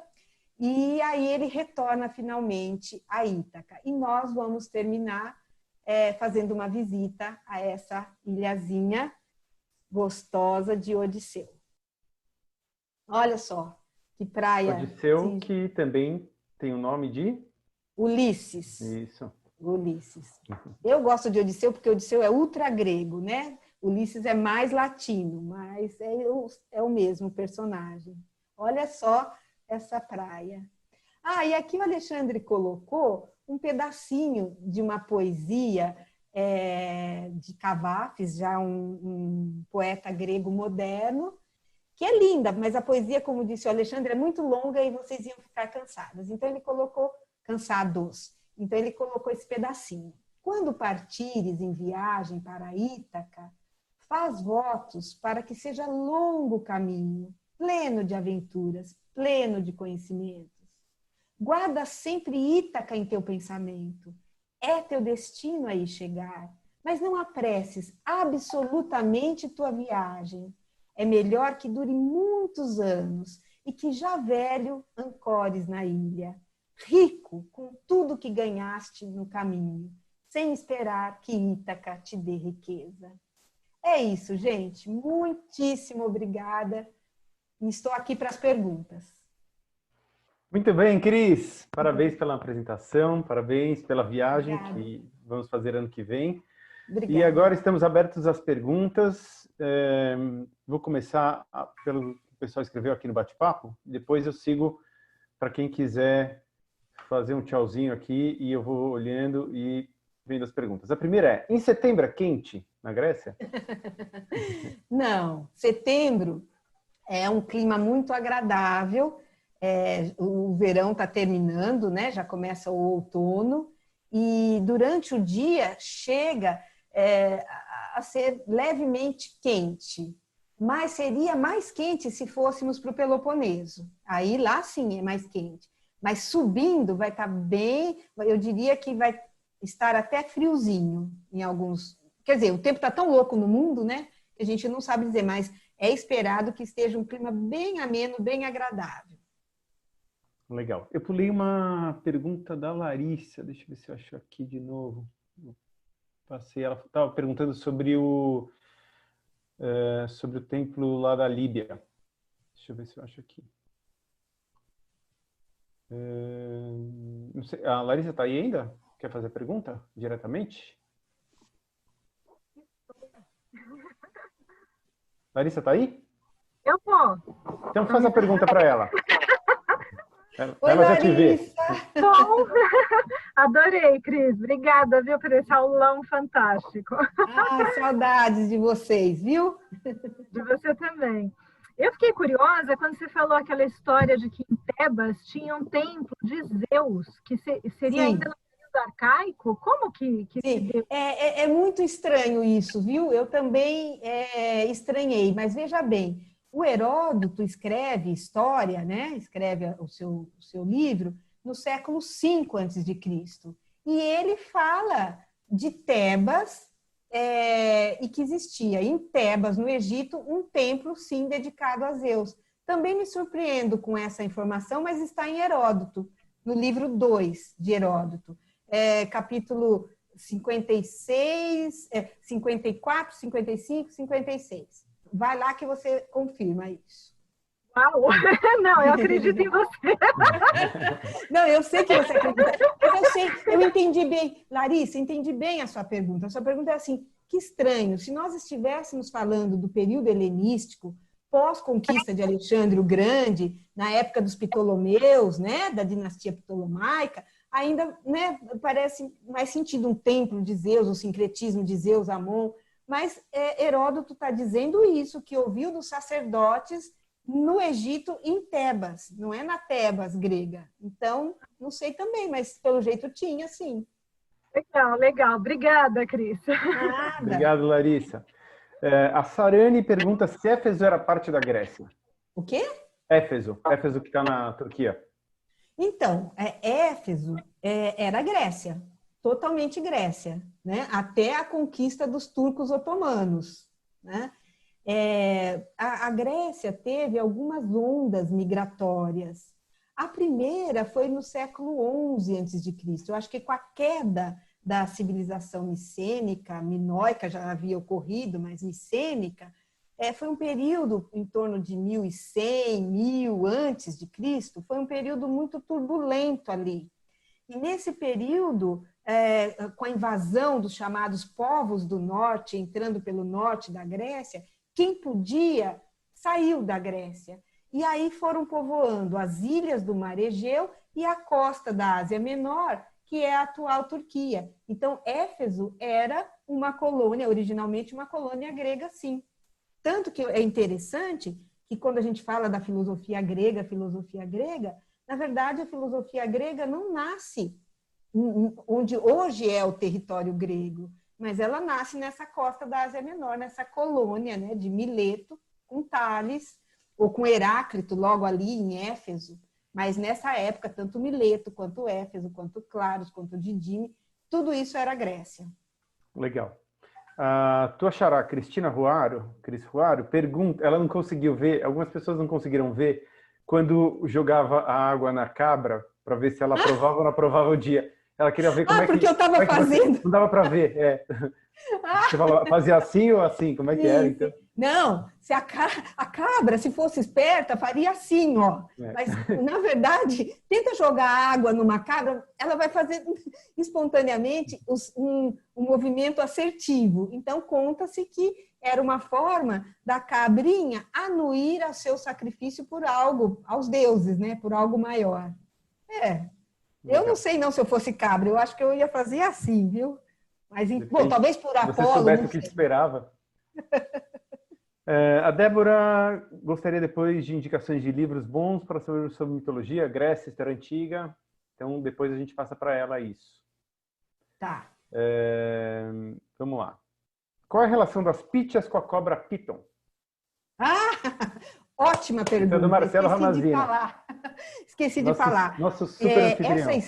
Essa história está contada no hino homérico a Apolo. O hino homérico a Apolo diz... olha, gente, é tão interessante isso, conforme a fonte, é uma história. Na verdade, eu citei agora há pouco a tragédia de Ésquilo, as Eumênides, quando no prólogo a sacerdotisa fala e cita a Gruta Corícia, ela fala que antes de Apolo ser o deus oracular de Delfos, tiveram três deusas femininas cultuadas ali.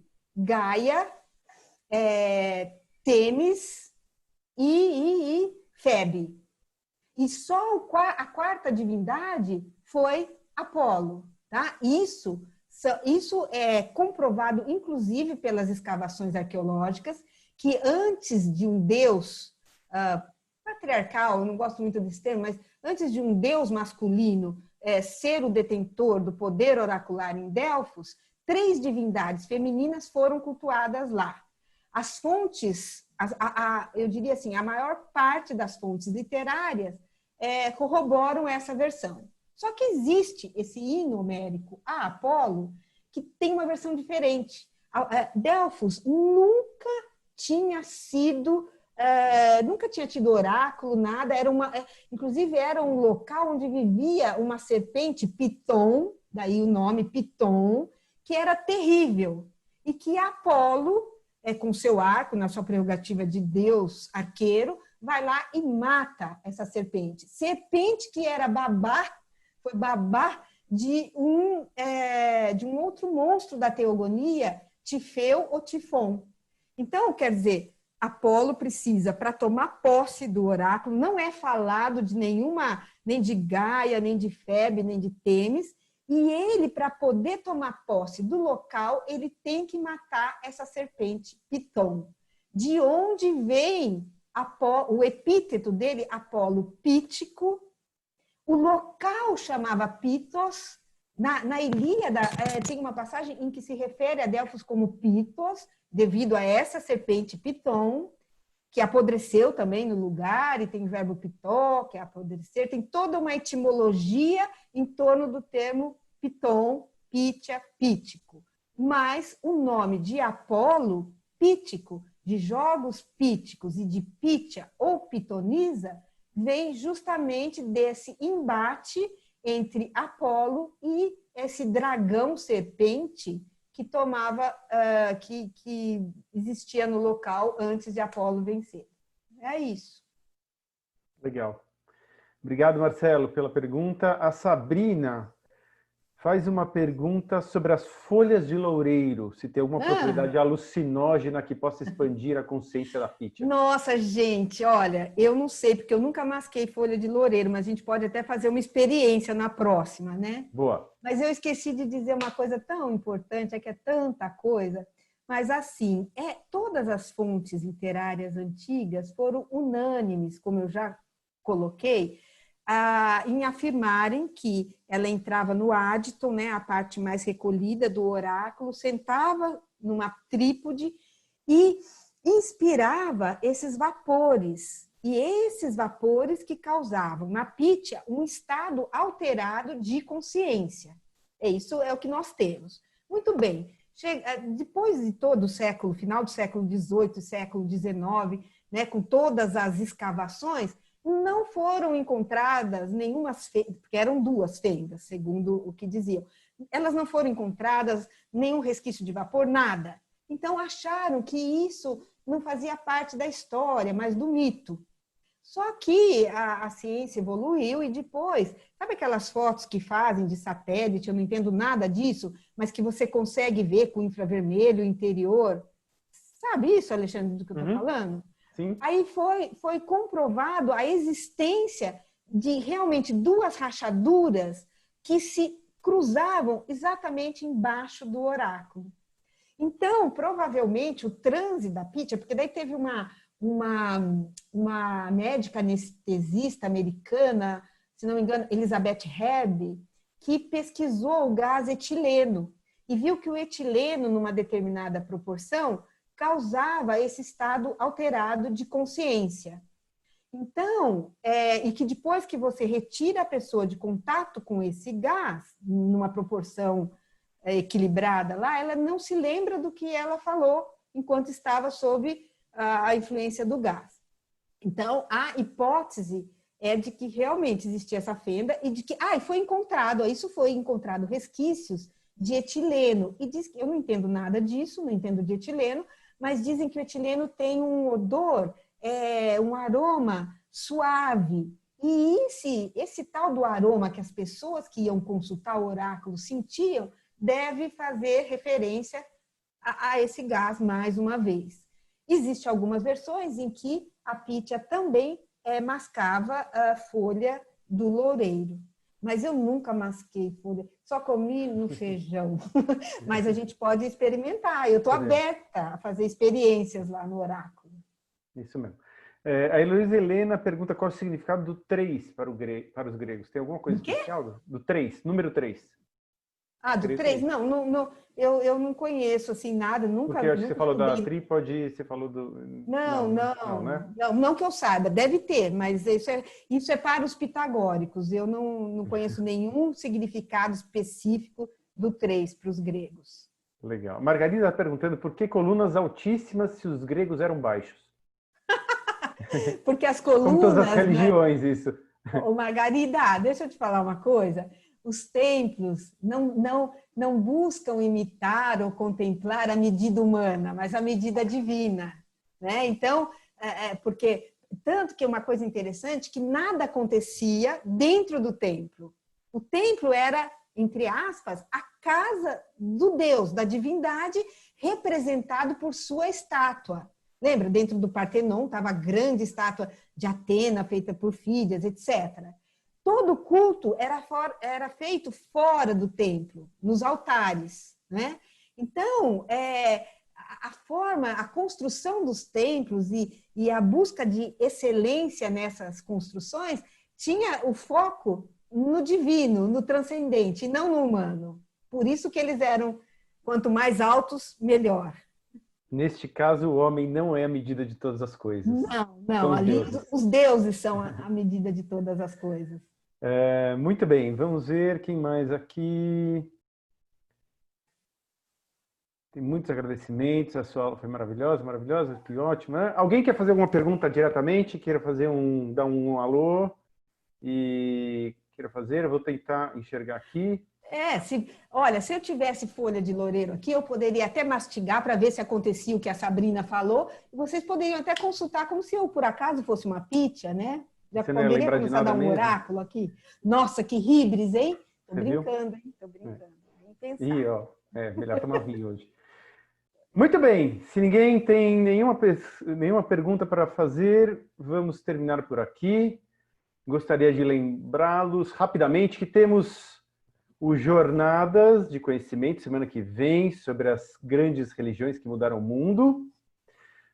Temos a viagem que daqui a pouco a gente vai divulgar, ainda não... Já está pronta, mas vamos divulgar daqui a pouquinho, que é essa viagem que a gente falou para a Serra da Mantiqueira com a Cristina Franciscato e a Márcia De Luca, falando sobre Afrodite e outras deusas hindus, sobre o amor. E essa viagem de 2021 que vocês viram agora, espero que vocês tenham gostado. Mais alguém? Última oportunidade?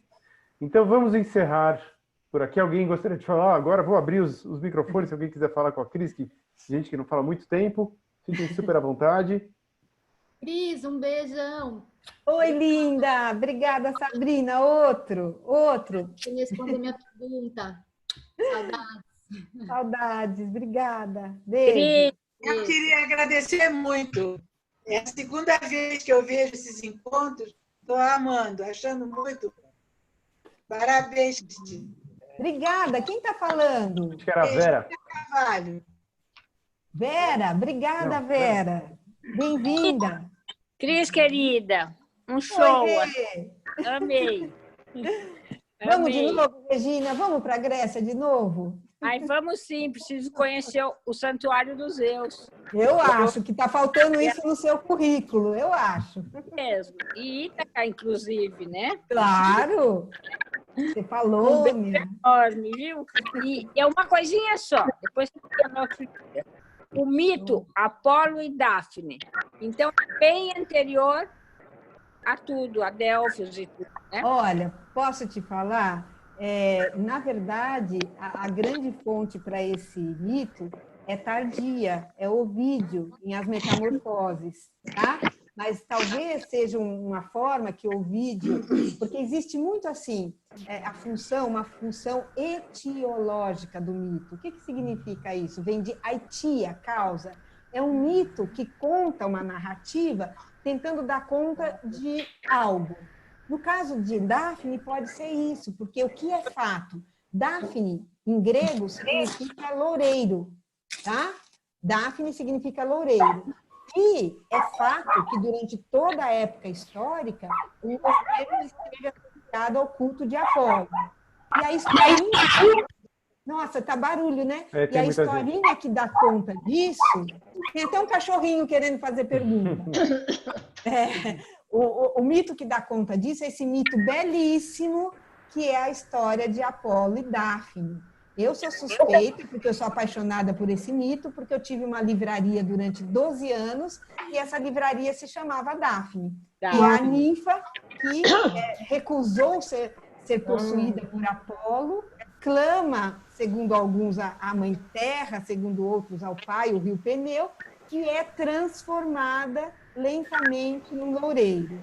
Apolo abraça o tronco daquele loureiro, sente o coração de Dáfne ainda pulsando dentro dele, e a partir daquele momento diz a Dáfne que gostaria que ela se tornasse uma árvore consagrada a ele. E ela assente com a sua copa. E daí até hoje, onde a Dáfne, a Apolo, quer dizer, onde a Apolo, a Dáfne, não necessariamente o contrário, né? Essa é a ideia. E esse mito foi imortalizado por aquele grupo escultórico, né? De maravilhoso.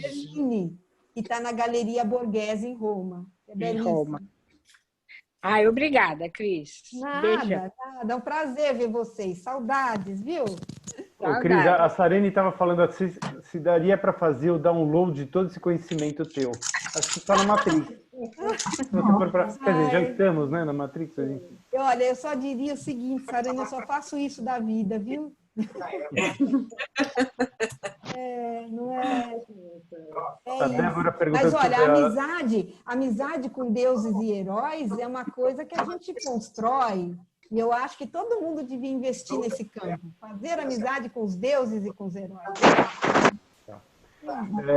As informações sobre a viagem a gente vai passar depois via... Deixa eu só mandar um beijo para a Cris, porque é raro eu conseguir falar com ela. Querida, nós ainda... Linda! Claudina, eu não te vejo aqui em Bauru, estou te vendo aí. Está me vendo, mas hoje eu consegui ficar. Eu vim de Bauru assistindo no carro. Hoje eu consegui até o final. Amada, esquece que você, além de todo esse conhecimento, você é vó de 3, né? Não pode esquecer, né? E daqui a pouquinho de 4. Está chegando o Benjamin. Isso é uma delícia. Querida, te amo, você é maravilhosa. Vamos ver se o ano que vem dá pra gente ir, né? Olha, quero ver você e a Elo. A Heloísa se Deus quiser.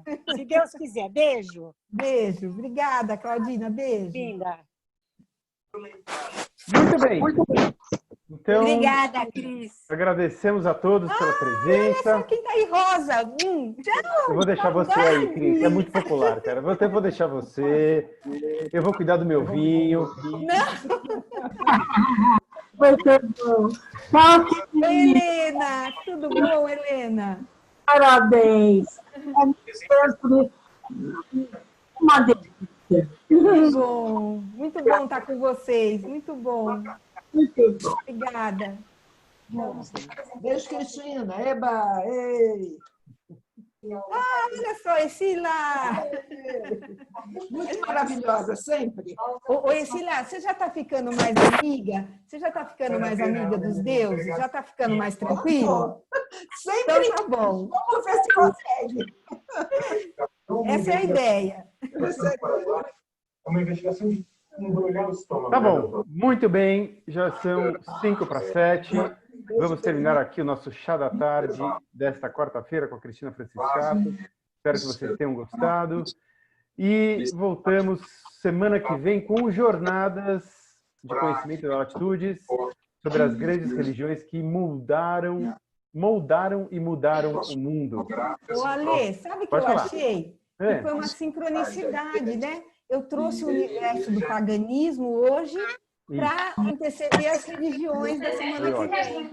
Temos um pouco mais antigas que os gregos. Para começar pelos hindus. Mas, de qualquer forma, os gregos estão no nosso coração, não tenha dúvida alguma. Com certeza.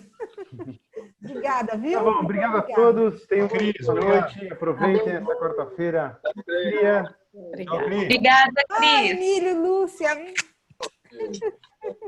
Dedé aí também. Tchau, Cris. Tchau. Tchau, Cris. Dedé. Parabéns. Oiê. Obrigada, Cris. Parabéns, viu? Um Nada, beijo pra você. querida. Que bom te ver. Aqui, ó, quem chegou agora. Depois eu conto o que eu aprendi. Lindos. Um beijo. Parabéns. Beijo. Ótimo. Muito bom. Um beijo. Tchau. Muito bem. Então vamos encerrar. Olha que chegou. Em 3, 2, 1. Tchau, Cris. Tchau para vocês. Tchau.